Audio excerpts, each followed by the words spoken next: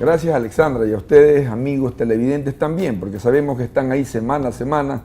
Razón de ser de que también nosotros nos comuniquemos a través de este medio de masa a favor de lo que significa compromiso y responsabilidad social del Grupo Hospitalario Kennedy.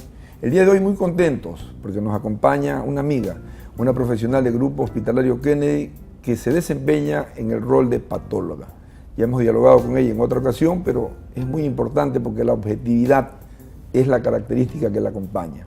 Hago referencia a la doctora Margarita Curi, con quien dialogaremos de manera sentida por el lapso de un tiempo que esperemos sacarle provecho. Margarita, bienvenida. Muchas gracias, Bosco. Muchas gracias por tu amabilidad. Llega el momento que reunimos todos y nos toca llegar a lo más próximo a la objetividad y a la verdad, el patólogo. El patólogo. A quien le llega una muestra de una fracción pequeñita de nuestro organismo. Ustedes utilizan células y algo más. ¿Cuál es la versión actual? Bueno, tenemos que recordar que antes que patólogos nosotros somos médicos generales. Entonces, la parte clínica, la parte consensual de la clínica la tenemos que tener muy clara, porque como patólogos nosotros no somos morfólogos, sino que somos médicos. Un poco asociando lo que siente quien tiene el problema y lo que piensa quien trata de solucionarlo. Exacto. Que es el clínico. Nosotros tenemos que hacer una confrontación entre los datos que arroja el paciente desde el punto de vista clínico, la parte de laboratorio y lo que el doctor refiere en su diagnóstico diferencial. Entonces, para eso nosotros hacemos un diagnóstico diferencial patológico para este conjunto de datos que nos envía el médico general o el cirujano o el oncólogo, sea quien nos esté depositando su confianza. Para ponerlo metafóricamente, la punta de la montaña de hielo la vemos nosotros los clínicos, los médicos, y la verdadera razón y la profundidad y extensión ustedes los patólogos. Toman una muestra, el tejido le llega a ustedes, ahí hay células y en ocasiones lo que llamamos nosotros los productos biológicos líquidos que son importantísimos en nuestro cuerpo. El que cubre el sistema nervioso cefalorraquídeo, el que cubre los pulmones líquido pleural. ¿Qué provecho a la fecha se le puede sacar a ese líquido, más allá de buscar microbios y de ver respuesta inflamatoria desde el punto de vista de la patología? Bueno, la verdad que hemos hecho progresos importantísimos en estos últimos años, porque desgraciadamente hablemos de lo más común en nuestro medio, que son las citologías cervicovaginales. Buscar células. Nosotros vemos células.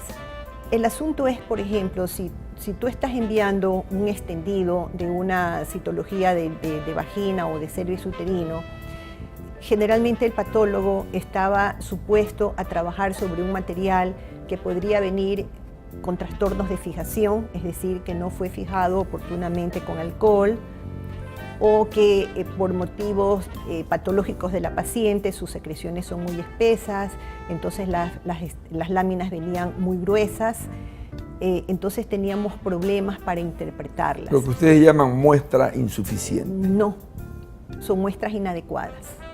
Pero con una muestra insuficiente entonces cantidad nomás. Claro, la insuficiente es cuando se trata de cantidad, inadecuada es cuando el extendido fue mal fijado, o está muy grueso, o se trata de una mujer menopáusica que tiene poca exfoliación de células y produce desecación. Muestra que no procede de seguírsela procesando. Entonces, en estos casos, nuestros informes también eran muy pobres y desgraciadamente es un examen que se hace una vez al año. Eso es en el caso de los cérvicos vaginales, pero por ejemplo en el caso de tiroides, que es una patología que últimamente ha ido en ascenso, ¿no? Antes era una patología más de mujeres, los nódulos tiroideos, pero actualmente los hombres están también en el mismo camino.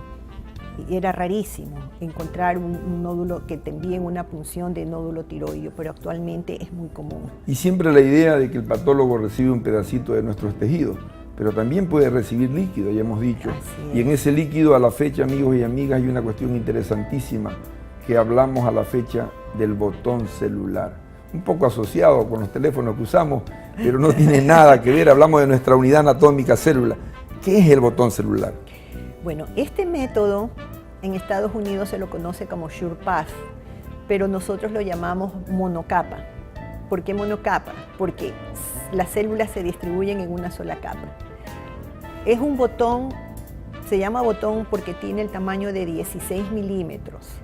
Y en ese material van todas las células que el ecografista o el endocrinólogo, en este caso hablando de tiroides, ha aspirado en el momento que es guiado con la aguja hacia el nódulo. ¿Qué ventajas tenemos? Anteriormente se colocaba la aguja, con el émbolo de la jeringa se aspiraba. ¿Y qué pasaba? Que si uno caía en un vaso, aspiraba sangre. Al momento en que hacía los extendidos, la sangre, como se coagula, forma una capa de sobreposición sobre las células y el material era inadecuado. Actualmente se hace el mismo procedimiento de punciones, pero por capilaridad. ¿Cómo puedo explicar la capilaridad? Como que el vasito por donde circula la sangre y la vida se rompe como una tubería y comienza a resumir agua. En este caso, la capilaridad se basa en que supongamos que yo tengo un vasito con arena, ¿no es verdad? Entonces yo meto una aguja y hago un movimiento de arriba hacia abajo o con lateralidad. Entonces, ¿qué pasa con los granitos de arena? A medida que tú vas empujando, los granitos de arena van subiendo por la parte tunelizada de la aguja. Entonces, que si tú estás dirigido con el ecógrafo, entonces tú ves por dónde van los vasos, porque acuérdate que los ecógrafos actualmente te marcan dónde están los vasos con las coloraciones, ¿no? Han amplificado nuestro sentido, ¿no? Así es, o sea, nos han dado una visión de la anatomía, de la fisiología que es increíble en tan pocos años. Y llegar a diagnóstico con sensibilidad y con especificidad exacto, altísima. Porque llegas al lugar donde tú quieres llegar. Entonces, una vez que sacas esa aguja, recién colocas el émbolo. Mira que ya no aspiras con el émbolo porque corres el peligro de que punciones un vaso y vas a sacar mucha sangre y eso te va a evitar tener un buen material. Claro, correcto. Antiguamente se hacía así. Estamos hablando de capilaridad. Hacías 10, 12 extendidos de este material que había sacado y de los 10, 12 extendidos prácticamente cuenta que es media mañana de trabajo porque tienes que teñir todo. Y a la fecha el diagnóstico ha mejorado.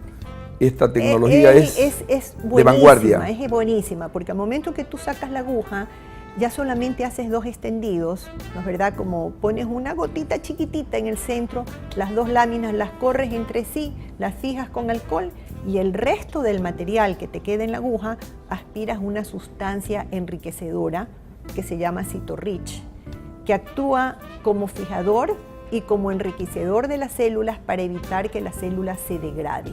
O sea, a mí realmente me emociona escucharte hablar, conozco de tu competencia y de tu capacidad y tu calidad de ser humano. ¿Qué hablar de Margarita? Y para que tengan una idea en el terreno que ella trabaja en las células. Una célula mide 1 milésima de pulgada y en cada memoria celular se pueden archivar 600 libros de 1000 páginas.